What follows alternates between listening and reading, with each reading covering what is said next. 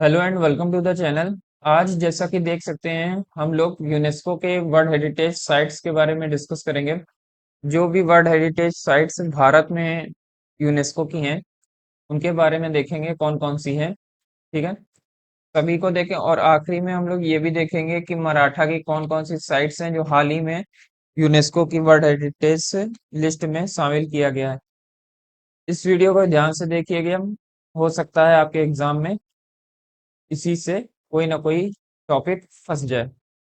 ठीक है, कोई ना कोई क्वेश्चन हो सकता है इसी से ये टॉपिक से फंस जाए। तो चलिए शुरू करते हैं। सबसे पहले देखते हैं कि यूनेस्को क्या है। यूनेस्को का फुल फॉर्म होता है United Nations Educational Scientific and Cultural Organization. ठीक है, इसकी स्थापना कब हुई थी? तो इसकी स्थापना हुई थी 4 नवंबर 1946 को पेरिस फ्रांस में।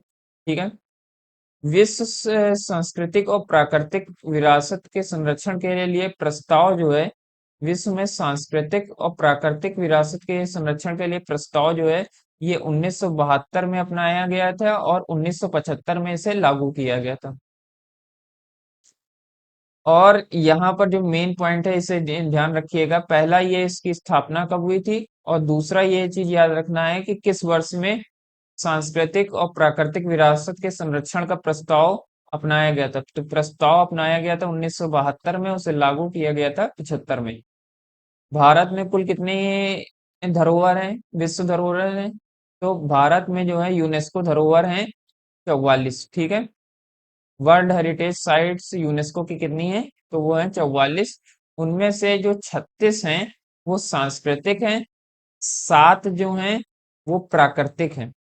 ये चीज याद रखिएगा, 36 जो है वो सांस्कृतिक हैं, 7 प्राकृतिक हैं, और एक जो है कंचनजंगा, ये राष्ट्रीय उद्यान मिश्रित में आता है। मतलब ये प्राकृतिक भी है और ये मानव निर्मित भी है। सांस्कृतिक में वो आते हैं जो मानव निर्मित होते हैं, पुरातन जो पुराने हैं, जो मानव के द्वारा निर्मित किए गए हैं। ठीक है, तो 36 जो है वो सांस्कृतिक हैं, 7 प्राकृतिक हैं और एक मिश्रित में आता है, जो कौन सा है वो कंचनजंगा राष्ट्रीय उद्यान है। ये भी याद रखिएगा। ठीक है, तो मेन मेन जो यहाँ पर पॉइंट्स हैं उन्हें दिमाग में रखने की जरूरत है। आगे चलते हैं। सबसे पहले इसमें आता है अजंता की गुफाएं। अजंता की गुफाएं आपको महाराष्ट्र में मिलेंगी, और इसका प्रकार क्या है? तो ये सांस्कृतिक की है। मैंने अभी बताया था ना कि 36 जो है वो सांस्कृतिक हैं, 7 प्राकृतिक हैं और एक मिश्रित में आती है। तो ये मतलब मानव निर्मित होगी। इसको यूनेस्को के वर्ल्ड हेरिटेज साइट में कब सम्मिलित किया गया था? तो इसे सम्मिलित किया गया था 1983 में। देखने के लिए आपको इमेज भी लगा दी है कि कुछ इस तरह ये दिखाई देता है। अजंता की गुफाएं आपको कुछ इस तरह से दिखाई देंगी, जब अंदर से देखेंगे तो इस तरह है, वरना ये पहाड़ी पर इस तरह से बनी हुई है।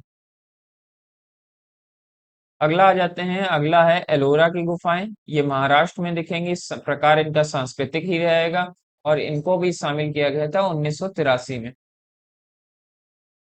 इमेज में आप देखेंगे तो इमेज में कुछ इस तरह से दिखाई देगी। अगला आ जाता है थर्ड नंबर, ये है हमारा आगरा का किला। आगरा का किला जो है ये उत्तर प्रदेश में आपको देखने को मिलेगा, और ये इसका प्रकार सांस्कृतिक ही रहेगा। और किस वर्ष इसे शामिल किया गया था वर्ल्ड हेरिटेज साइट में? तो वो 1983 में इसे भी शामिल किया गया था। और ये है आपका आगरा का किला। फिर आता है ताजमहल। तो ताजमहल जो है ये भी उत्तर प्रदेश में मिलेगा, प्रकार सांस्कृतिक ही मिलेगा, और इसे शामिल किया गया था सेम 1983 में। ये रहा हमारा ताजमहल। फिर आता है छठे नंबर पर, ये महाबलीपुरम में जो स्मारकें हैं उनके बारे में। ये भी सांस्कृतिक हैं। ये भी आपके महाबलीपुरम के जो स्मारक हैं इनको भी वर्ल्ड हेरिटेज साइट में शामिल किया गया है। ये तमिलनाडु में आपको मिलेंगी, और प्रकार तो सांस्कृतिक ही रहेगा। और किस वर्ष इसको किया गया था? तो इसको 1984 में शामिल किया गया था। ये रही आपकी महाबलीपुरम की स्मारकें। फिर बात आती है कंचनजंगा राष्ट्रीय उद्यान। तो कंचनजंगा राष्ट्रीय उद्यान जो है ये प्राकृतिक है। ये प्राकृतिक है, मानव निर्मित नहीं है, और ये असम में आपको मिलेगा, असम राज्य में। वर्ष इसको किस वर्ष में शामिल किया गया था, तो इसे 1985 में शामिल किया गया था। ये रहा कंचनजंगा राष्ट्रीय उद्यान में लिखी हुई फोटो। एक आ जाता है 8th नंबर पर, 8वें नंबर पर आ जाता है आपका मानस वन्यजीव अभयारण्य। मानस वन्यजीव अभयारण्य जो है ये कब शामिल किया गया था, तो ये 1985 में शामिल किया गया था असम राज्य में। ठीक है, असम राज्य में आपको देखने को मिलेगा। ये इसका प्रकार कैसा है, तो ये प्राकृतिक है। ये रहा मानस वन्यजीव अभयारण्य। आगे आ जाता है तो 9th नंबर पर है केवला देव, केवला देव राष्ट्रीय उद्यान। ठीक है, केवला देव राष्ट्रीय उद्यान, इसका राज्य कौन सा है, किस राज्य में मिलेगा, तो ये राजस्थान में मिलेगा। और जो प्रकार है वो प्राकृतिक है, प्राकृतिक प्रकार का है। और वर्ष कब को शामिल किया गया था, 1985 के अंदर इसे शामिल किया गया था। ये केवलादेव राष्ट्रीय उद्यान जो है पक्षी उद्यान है। यहाँ पर पक्षियों के संरक्षण के लिए इसे बनाया गया था। ठीक है, ये बहुत इंपॉर्टेंट है, याद रखिएगा। कुछ जो है इसमें काफी इंपॉर्टेंट है पॉइंट्स, उन्हें याद रखिएगा। गोवा के जो चर्च हैं कॉन्वेंट, ये इन्हें शामिल है, ये 10वें नंबर की लिस्ट पर हैं। इन्हें ये गोवा में आपको मिलेंगे और इसका जो प्रकार है वो सांस्कृतिक है। इन्हें शामिल किया गया था 1986 में। ये आपके रहे गोवा के चर्च और कॉन्वेंट। ठीक है, फिर आती हैं हमारी खजुराहो की स्मारक। खजुराहो के स्मारक 11वें नंबर पर शामिल किया गया था। ये मध्य प्रदेश में मिलेंगी। वर्ष था इसके शामिल करने का 1986। और ये प्रकार क्या है, तो ये सांस्कृतिक प्रकार की हैं, क्योंकि ये सब मानव के द्वारा ही निर्मित किया गया था। फिर आता है हम्पी के स्मारक। तो हम्पी के स्मारक जो हैं वो कर्नाटक में देखने को मिलेंगे 12वें नंबर पर। और इसे का प्रकार क्या होगा, तो इसका प्रकार है सांस्कृतिक।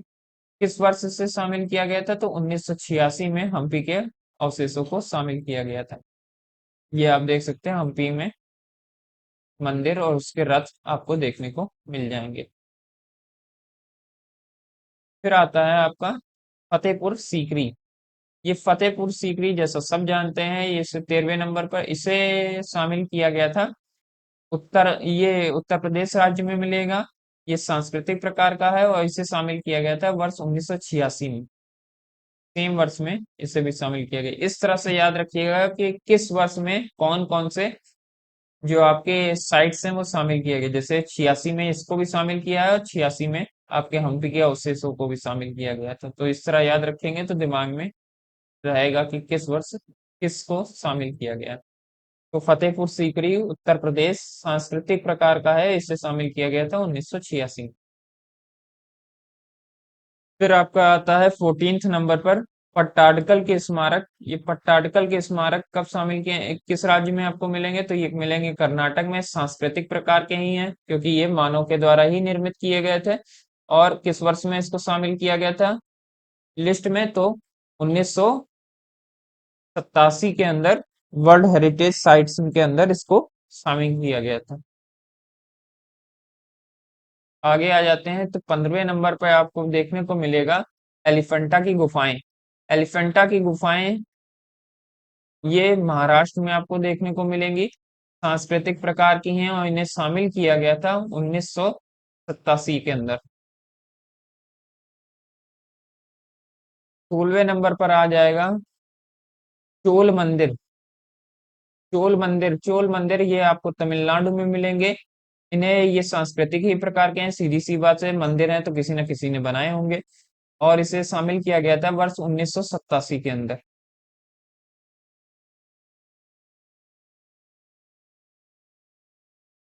सुंदरवन राष्ट्रीय उद्यान जो है आपका ये मिलेगा पश्चिम बंगाल में। 1987 के अंदर इसे शामिल किया गया था, लेकिन इसका प्रकार जो है ये प्राकृतिक है, क्योंकि ये मानव द्वारा निर्मित नहीं है, ये प्रकृति के द्वारा निर्मित है। तो 17वें नंबर पर आपका आता है सुंदरवन राष्ट्रीय उद्यान, जिसे 1987 के अंदर शामिल किया गया था। फिर आपका 18th नंबर पर आता है नंदा देवी या फूलों की घाटी। फूलों की घाटी जो है ये आपको उत्तराखंड में मिलेगी। ये काफी क्वेश्चन काफी बार आ जाता है कि फूलों की घाटी कहाँ मिलती है, तो ये उत्तराखंड में मिलती है। ये प्राकृतिक प्रकार का है, सीधी सी बात है कि ये प्राकृतिक है, प्रकृति द्वारा निर्मित है। और इसे शामिल किया गया था वर्ल्ड हेरिटेज साइट में 1988 के अंदर। आगे आ जाता है 19 नंबर पर सांची के बौद्ध स्मारक। सांची के बौद्ध स्मारक जो हैं वो मध्य प्रदेश में आपको देखने को मिलेंगे। प्रकार इसका सांस्कृतिक मिलेगा क्योंकि ये मानव द्वारा निर्मित था। किस वर्ष से शामिल किया गया था, तो 1989 को ये शामिल किया गया था।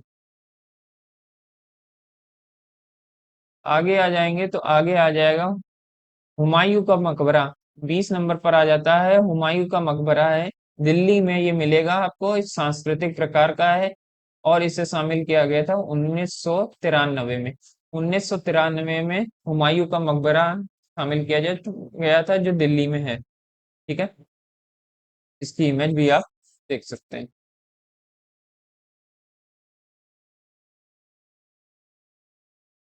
फिर बात आती है 21वें नंबर पर कुतुब मीनार। इसको ये नया इसका सन याद रखिएगा, पूछ सकते हैं। 21वें नंबर पर आता है कुतुब मीनार और उसके स्मारक। इसको ये कहाँ मिलेगा, ये आपको दिल्ली में मिलेगा। ये सांस्कृतिक ही प्रकार का है क्योंकि इसको इंसानों ने बनाया था। और किस वर्ष इसको शामिल किया गया था, तो 1993 में इसे शामिल किया गया था। 22वें नंबर पर आपका आ जाता है भारतीय पर्वतीय रेल मार्ग। भारतीय पर्वतीय रेल मार्ग ये आपको मिलेगा।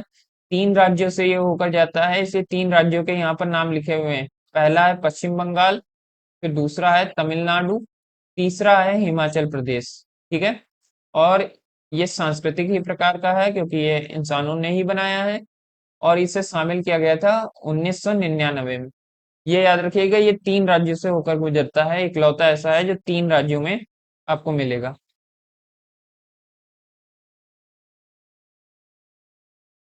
फिर 23वें नंबर पर आ जाता है बोध गया। महाबोधि मंदिर जो है, महाबोधि मंदिर, उसे शामिल किया। ये आपको बिहार में मिलेगा। सांस्कृतिक प्रकार का है। इसे शामिल किया गया था 2002 में। 2002 में बोध गया जो बिहार में है, उसे बोध गया मंदिर परिसर को सांस्कृतिक विरासत में शामिल किया गया था।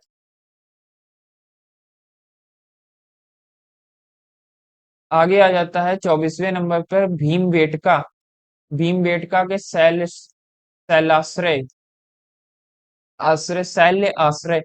भीमबेटका जो है, ये भीमबेटका मध्य प्रदेश की विंध्याचल जो श्रेणी है, मध्य प्रदेश में विंध्याचल श्रेणी हो गए है, सब लोग जानते होंगे।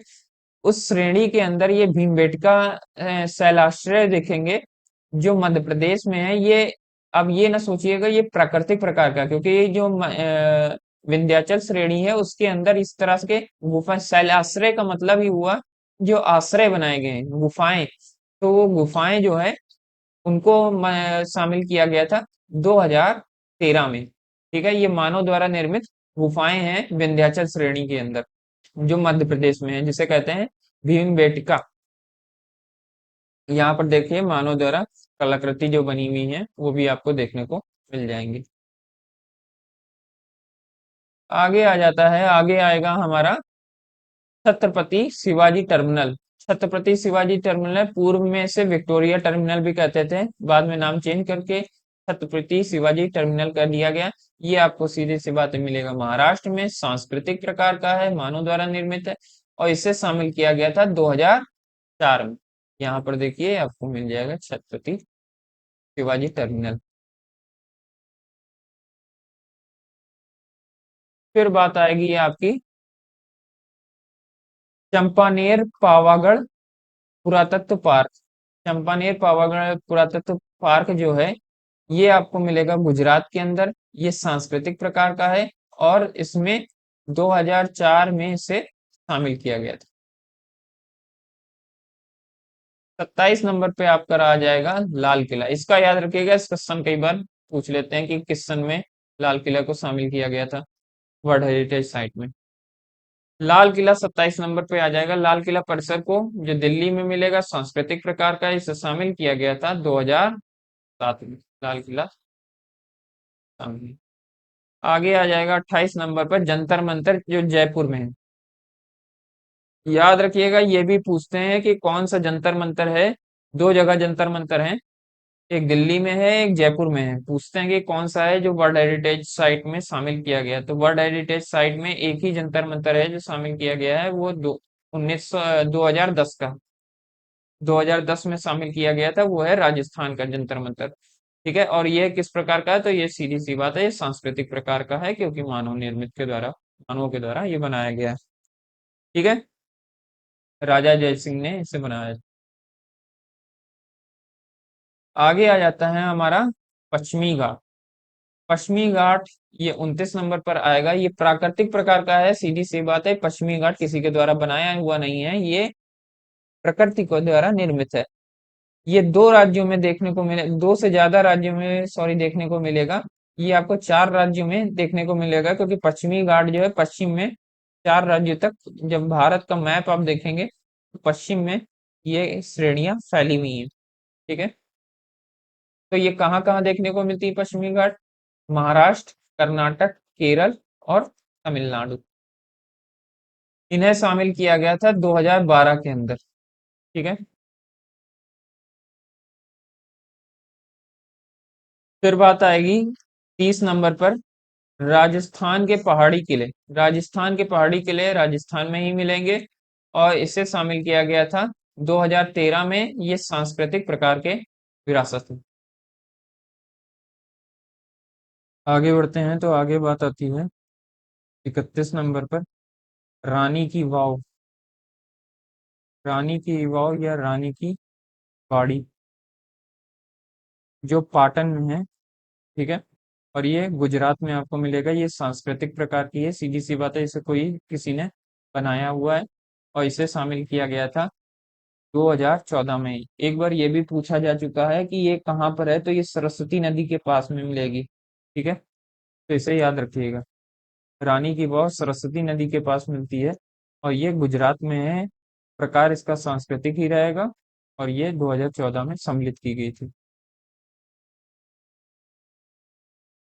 आगे बात आएगी ग्रेट हिमालयन नेशनल पार्क संरक्षण है। ग्रेट हिमालयन नेशनल पार्क जो है, इसे भी वर्ल्ड हेरिटेज साइट में शामिल किया गया है। ये आपको हिमाचल प्रदेश में मिलेगा। किस वर्ष में शामिल किया गया? तो 2014 में इसे शामिल किया गया था। प्रकार आपका प्राकृतिक ही रहेगा। ठीक है, इमेज देख सकते हैं।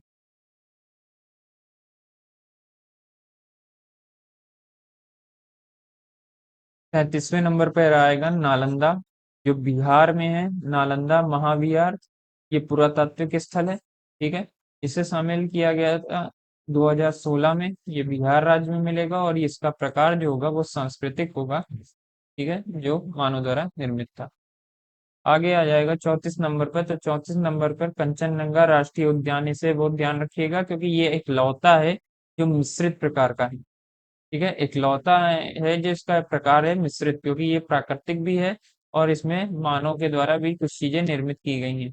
कंचनजंगा जो आपको मिलेगा सिक्किम राज्य में, और इसे 2016 में वर्ल्ड हेरिटेज साइट में शामिल किया गया था। ली कर्बूसियर कौन थे?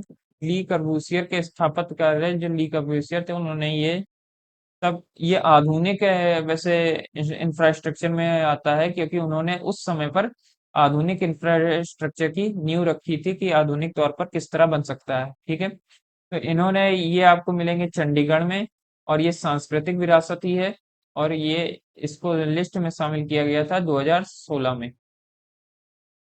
अगला आ जाता है 36वें नंबर पर, ऐतिहासिक शहर अहमदाबाद। अहमदाबाद को भी शामिल किया गया था सांस्कृतिक विरासत के तौर पर, जो आपको गुजरात में, अहमदाबाद गुजरात में मिलेगा, और इसे शामिल किया गया था 2017 में। ठीक है, सांस्कृतिक विरासत के रूप में 2017 में शामिल किया गया था। फिर बात आएगी 37वें नंबर पर। 37वें नंबर पर बात आएगी आपकी मुंबई के विक्टोरियन गोथिक और आर्ट डेको समूह। जो ये हैं, इसमें कई सारी इमारतें आती हैं। ये महाराष्ट्र में आपको देखने को मिलेगा। ठीक है, इसे 2018 में शामिल किया गया था। ये एक सांस्कृतिक विरासत के तौर पर शामिल किया गया था। ये देखिए, आपको ये जो है ये कोर्ट है, मुंबई कोर्ट का आपको स्ट्रक्चर देखने को मिल जाएगा। ठीक है।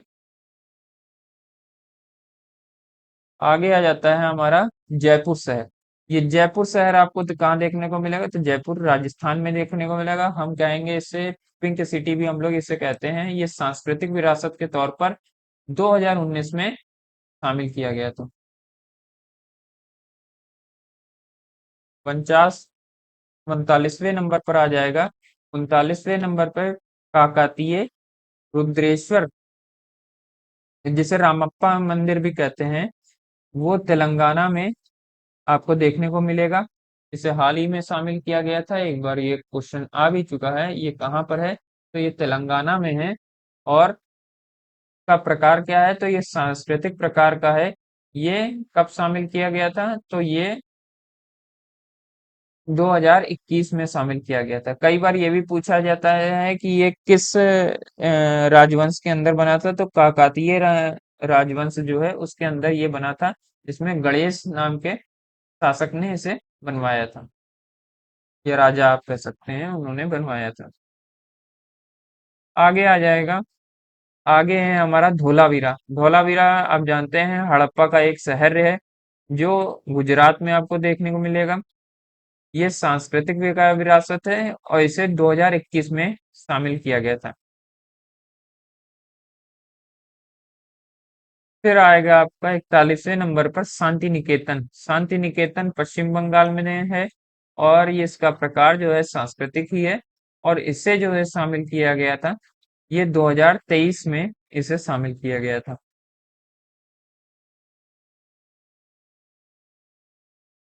42वें नंबर पर होयसल के पवित्र समूह जो हैं, ये आपको कर्नाटक में देखने को मिलेंगे। ये सांस्कृतिक प्रकार के हैं, इन्हें शामिल किया गया था 2023 में। फिर आपका आएगा 43वें नंबर पर मोइदम अहोम राजवंश का टीला। ठीक है। यह दफनाने की व्यवस्था, ये आपका असम राज्य में आ जाएगा। इसे हाल ही में शामिल किया गया है। तो ये आपका शामिल किया गया है 2024 में। सांस्कृतिक प्रकार का है क्योंकि ये मानव द्वारा निर्मित किया गया था। ठीक है। मोइदम अहोम राजवंश का टीला या दफनाने की व्यवस्था। चल 44वें और आखिरी और करंट जो आपका न्यूज में भी है।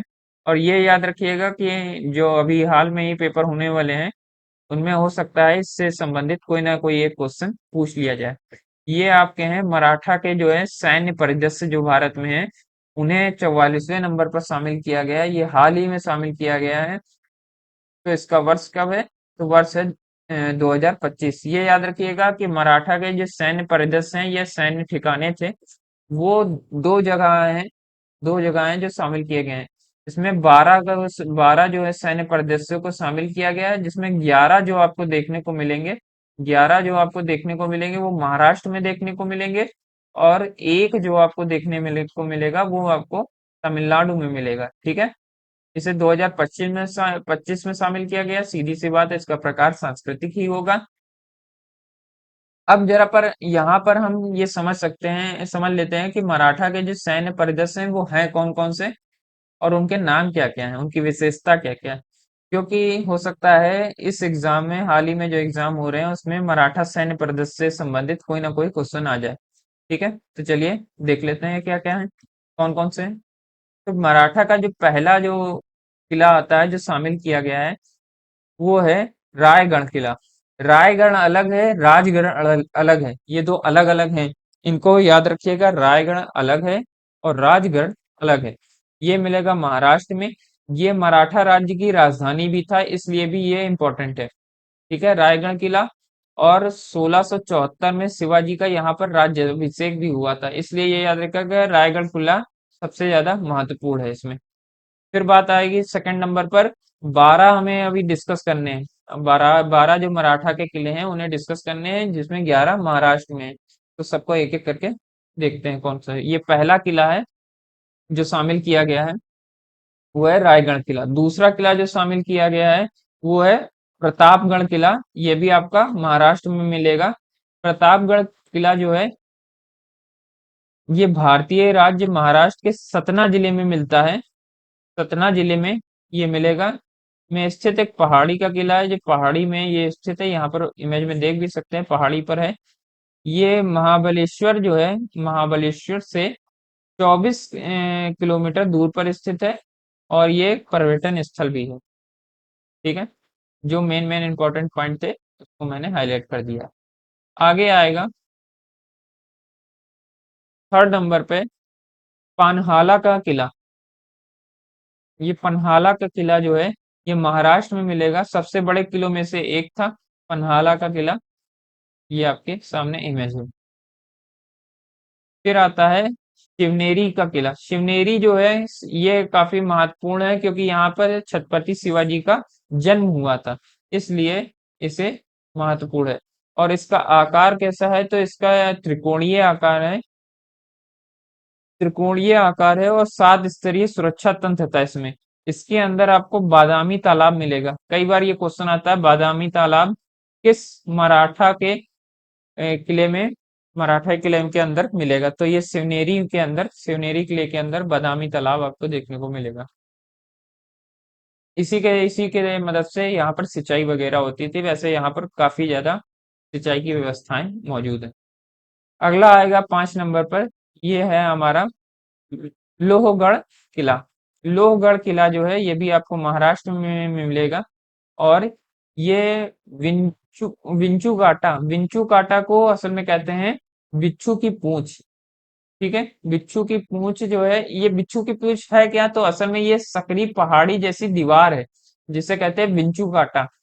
ये याद रखिएगा, कई बार इसमें क्वेश्चन में ये इंपॉर्टेंट पॉइंट बनता है कि आ सकता है कि विंचू काटा किस किले में है, तो लोहगढ़ किला जो है उसके अंदर विंचू काटा आपको देखने को मिलेगा। विंचू काटा असल में एक दीवार है, जो पहाड़ी से बनी हुई दीवार है, पहाड़ी की सकरी सी पतली सी दीवार है, जो सुरक्षा प्रदान करती है। ये आपको मिलेगा महाराष्ट्र में। छठे नंबर पर देखिए आपका आ जाएगा, छठे नंबर पर आता है सलहेर किला। सलहेर किला जो है, ये महाराष्ट्र में आपको देखने को मिलेगा। सलहेर जो है, ये भारतीय राज्य नासिक जो है, नासिक जिले के अंदर ये आपको सलहेर एक किला देखने को मिलेगा। नासिक के जो सतना तहसील है, उसमें आपको ये देखने को मिलेगा। ये सलहेर गांव के पास ही स्थित है, पास का ही स्थान है, इसीलिए नाम पड़ा सलहेर।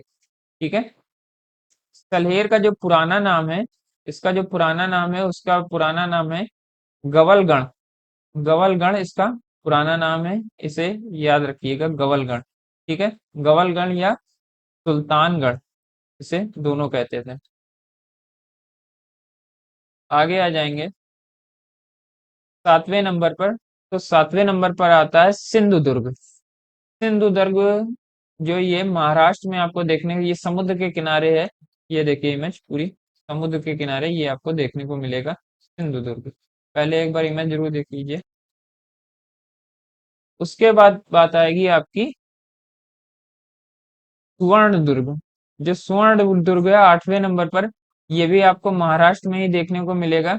ये मराठा के सैन्य का मुख्य अड्डा था। इसकी सबसे बड़ी खासियत ही यही थी कि मराठा जो थे वो नौसेना में ज्यादा विश्वास रखते थे। उनकी नौसेनाएं बहुत मजबूत होती थी।